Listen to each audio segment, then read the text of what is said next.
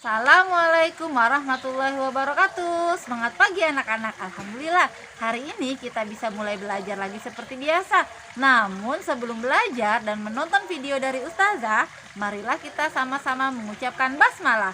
Bismillahirrohmanirrohim. Selamat menyaksikan video dari Ustazah. Pelajaran PPKN.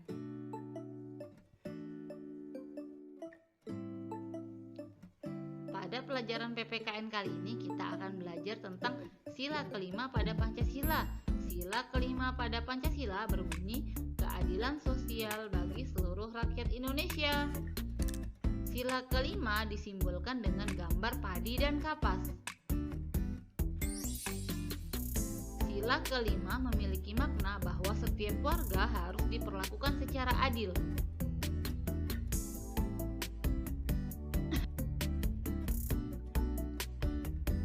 Contoh perilaku yang sesuai dengan sila kelima adalah menghormati hak orang lain dengan bersikap tertib saat belajar di kelas. Kita jika sedang belajar di kelas kita harus tertib, tidak boleh ribut. Karena apa? Ada hak teman kita yang ingin belajar juga. Kalau kita belajar dengan tertib, maka teman kita bisa belajar. Tapi kalau kita belajar dengan ribut-ribut, tidak tertib, maka teman kita akan kehilangan hak belajarnya. Itu melanggar perilaku yang sesuai dengan sila kelima. Jadi kita harus tetap tertib. Nah, selanjutnya ikut serta dalam kegiatan gotong royong, baik di lingkungan rumah, sekolah maupun di lingkungan masyarakat ya anak-anak.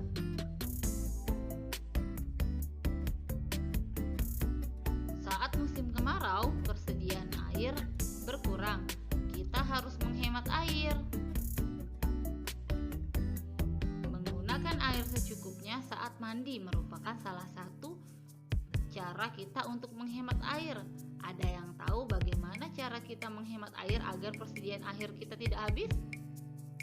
Iya, kita juga bisa menggunakan air cucian bekas beras untuk menyiram tanaman-tanaman yang ada di sekitar rumah kita agar lebih hemat airnya.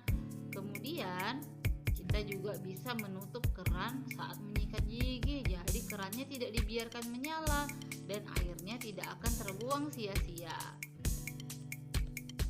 Kemudian kita tidak membiarkan keran terbuang, jadi ketika keran terbuka dan airnya sudah mau penuh, kita harus mematikannya agar airnya tidak terbuang sia-sia.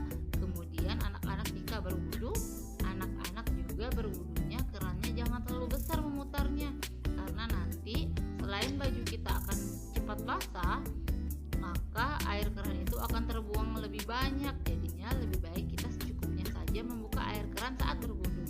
Itu merupakan salah satu cara kita untuk menghemat air agar persediaan air kita tidak berkurang dan masih ada untuk kita gunakan sehari-hari.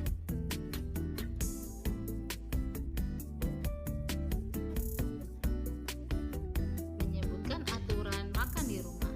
Saat makan, aturan-aturan yang harus kita patuhi adalah mencuci tangan sebelum makan, berdoa sebelum makan, tidak berbicara saat makan, mengambil makanan dari yang terdekat, makan secukupnya, berdoa setelah makan, dan jangan lupa membantu merapikan meja makan ya anak-anak.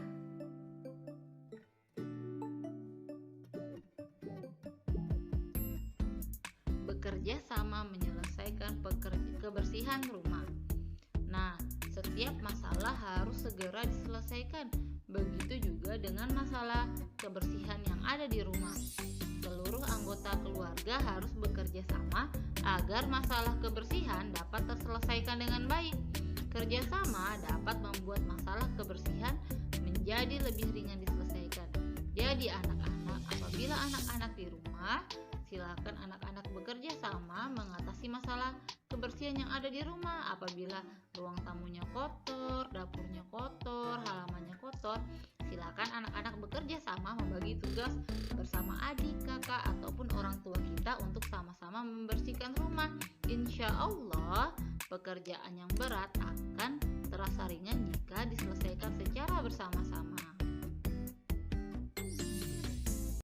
Alhamdulillah, terima kasih anak-anak yang sudah menyaksikan video Ustazah. Semoga anak-anak bisa belajar dengan semangat dan giat ya anak-anak. Insya Allah tetap jaga protokol kesehatan, pakai masker kalau keluar rumah, dan tetap laksanakan ibadah-ibadahnya. Ayo kita tutup pembelajaran hari ini dengan mengucapkan hamdalah. Alhamdulillahirobbil alamin. Terima kasih anak-anak. Assalamualaikum.